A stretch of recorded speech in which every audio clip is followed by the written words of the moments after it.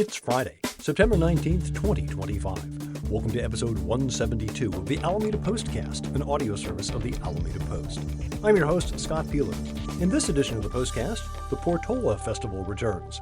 City Council addresses LGBTQ issues. The city wants your input on a major intersection. The library changes hours. The latest real estate sales, sports teams, and sports bars.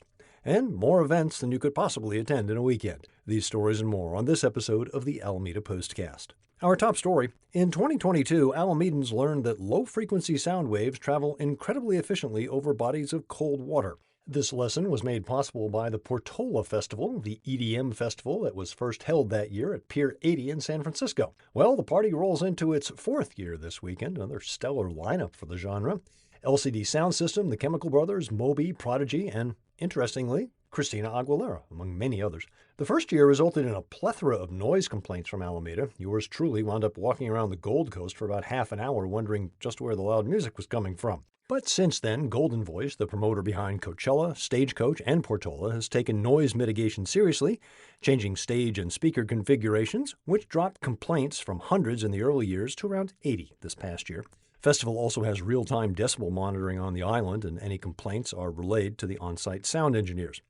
The show runs Saturday and Sunday night at Pier 80. If you do have a noise complaint, do not call Alameda Police Department. There is nothing they can do. You might want to make a note of this number, 877-324-8151. That is the official noise complaint hotline. Festival details, including lineups and an attendees guide, are at alamedapost.com/news. As previewed in last week's episode, on Tuesday, City Council held a workshop to review and provide input on the draft Alameda LGBTQ Action Plan. The plan outlines current initiatives, partnerships, and programs that support the LGBTQ community and identifies new opportunities for further support. Public comment ran 5-1 in favor, with Travis saying, quote, "By explicitly affirming and supporting our LGBTQ plus neighbors, friends, and family, we are strengthening the fabric of our community," end quote. Public commenter Bruce disagreed, saying, quote, "I do not agree with city government spending any money or time making an accommodation for LGBTQ people any more than you make accommodation for Caucasian or Black or Hispanic people. Males belong in men's room and sports. Women belong in women's rooms and sports. Simple as that," end quote. Council members were supportive, with Mayor Marilyn Ezzy Ashcraft expressing her concern over the high rates of suicide and suicide ideation among young members of the LGBTQ community. Councilmember Greg Bowler recommended having a specific liaison in the city for this type of concern in line with best practices. Staff will now incorporate council comments to finalize the action plan.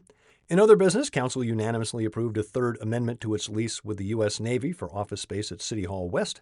The amendment reduces the Navy's leased area by one room. Karen Jensen has the full story, including a more detailed look at the LGBTQ action plan at alamedapost.com/news. The city is seeking community feedback on improving safety at the Gibbons Drive High Street Fernside intersection. Staff and consultants will share findings from a traffic study evaluating design alternatives for the intersection and gather feedback on design and phasing recommendations. There will be an online survey plus other opportunities for you to make your voice heard. Next Thursday, September 25th, from 5:30 to 7:30, join a presentation in City Council chambers, followed by an open house. Learn more, weigh in on intersection updates, and share your ideas. Snacks and children's coloring table will be provided.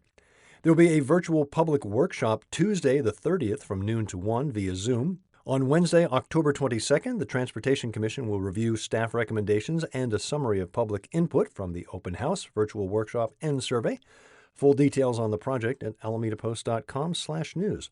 If you enjoy an after-work trip to the library, I'm afraid I have some bad news. The Alameda Free Library is shifting their hours beginning Monday, October 6th. The good news is you'll have some earlier openings, but the 6 to 8 p.m. slot, no more. Beginning on October 6th, the main branch will be open 10 to 6, Monday through Wednesday. That's a change from the previous 10 to 8. Thursday gets an extra hour, shifting from a 5 p.m. close to 6 p.m. Friday and Saturday, you get another hour, but it's in the morning with new hours beginning 9 to 5. Sunday remains noon to 5. The West End branch will now close at 6 instead of 8 on Monday and Tuesday. Wednesday adds 3 hours, going to 10 to 6 instead of noon to 5. Thursday will also be 10 to 6. Saturday, opening is an hour earlier, now 9 to 5. The branch remains closed on Friday and Sunday. Bay Farm hours remain unchanged. Full details on the library's webpage. As we do every 2 weeks, a look at the latest real estate sales from September 2nd until the 15th. 21 residences changed hands, 15 on Alameda proper, 6 on Bay Farm. Prices range from $400,000 to $1,980,000. 13 properties sold for above asking, 6 at list and 2 below. Average time on market dropped slightly to just over 23 days. Currently, there are 110 residential properties for sale with 43 pending. Full details in Liz Rush's article at alamedapost.com/real-estate.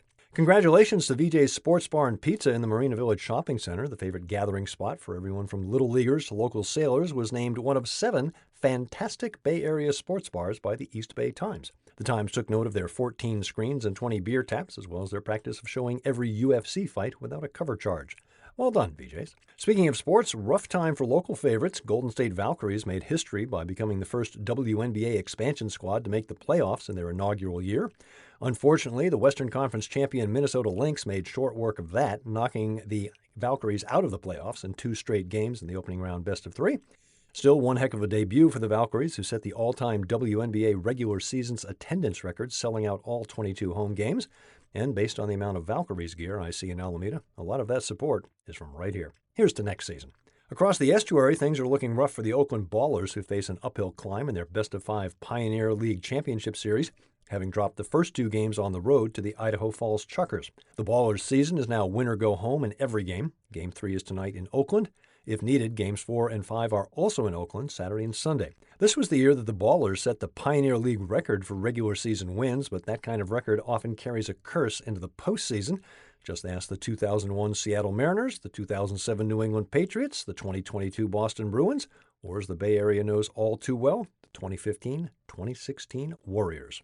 Here's hoping the Ballers can buck that trend. Interesting side note, both the Ballers and the Chuckers are managed by a World Series champion. Oakland's Aaron Miles with the 2006 Cardinals, and Idaho Falls' Troy Percival from the 2002 Angels. Switching from sports to the arts, if you're an artist, now's the time to apply for grants and more. The East Bay Fund for Artists now accepting applications for public arts grants from individual artists. The Zellerbach Family Foundation offering funds for both artists and public art gatherings, and Alameda County Poetry Out Loud is now registering students in grades 9 through 12 for the 2025-2026 National Poetry Recitation Program. The East Bay Fund for Artists will award grants of $5,000 to $25,000 for new works by Bay Area artists who are rooted in low-income communities of color and other disadvantaged communities. The works are expected to advance racial justice and social equity. Zellerbach's Together in Community Grants offers $5,000 and $10,000 grants to support fairs, festivals, and other public events. Zellerbach Community Arts will award a total of approximately $1 million in grants to individual artists and nonprofit arts and cultural organizations in the Bay Area. All Alameda County high school students, grades 9 through 12, are invited to enter Alameda County's Poetry Out Loud program. Structured like a spelling bee, high school representatives advance to the county competition in early February, then state competition in March, and ultimately to the national finals in the spring. Details at alamedapost.com/arts. Staying with the arts, the West Alameda Business Association announced the official launch of Webster Park, formerly known as the Healing Garden. Details at alamedapost.com/alameda-life. One of the events going on at the park, the Food Bank Players production of Hamlet. This is the final weekend. Vivian Wolf has a review at alamedapost.com/arts. Amanda Laird has some suggestions for your weekend in her weekly all-around Alameda column. The story of the Hornets construction, coastal cleanup, the Alameda Island Running Festival, the Alameda Legacy Home Tour, and Blues, Brews, and Barbecue all on tap this weekend. Details at alamedapost.com/alameda-life. If you're looking for something a little bawdy, Soiled Dove continues under the big top at Radium Runway. Kelly Rogers Flint has the story of this circus for grown-ups, and Maurice Ramirez provides the pictures at alamedapost.com/arts. More events at 94501.info, including the closing weekend of Good People at Altarena Playhouse. Thanks to those of you who tuned into my new show on KCSM HD2. Hope you enjoyed my conversation with Rachel Lee of the California Historical Radio Society. This week, it's Michael Thanos of Forbidden Island, 8 a.m. Sunday on KCSM HD2.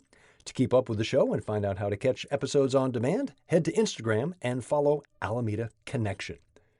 You can support local news by heading to alamedapost.com/donate. You can also find us on Facebook, Instagram, MSN, YouTube, Mastodon, Threads, Blue Sky, as well as our own subreddit. Subscribe to our channel on Apple News and look for us on Nextdoor. Find the Postcast wherever you get your podcasts, or simply tell your smart device to play the Alameda Postcast podcast. I'm Scott Peeler. I'll be back next Friday with episode 173 of the Alameda Postcast.